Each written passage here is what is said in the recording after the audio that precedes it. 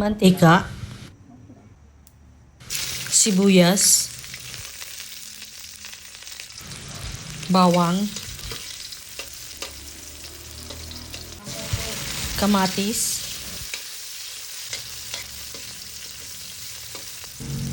luya,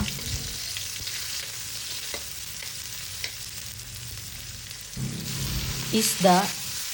Siyempre, dapat malinis na po ang isda. Wala ng kaliskis, hasang, at mga lamang loob.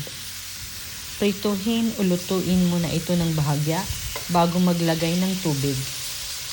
Nasa sa inyo na po kung gaano karami ang tubig na ilalagay ninyo para sa sabaw ng isda.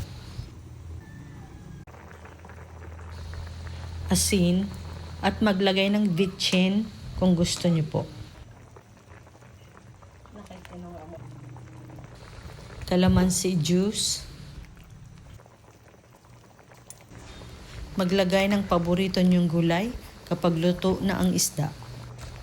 Pechay ang nilagay namin. Masarap ding ilagay ang talbos ng kamote, kangkong o malunggay.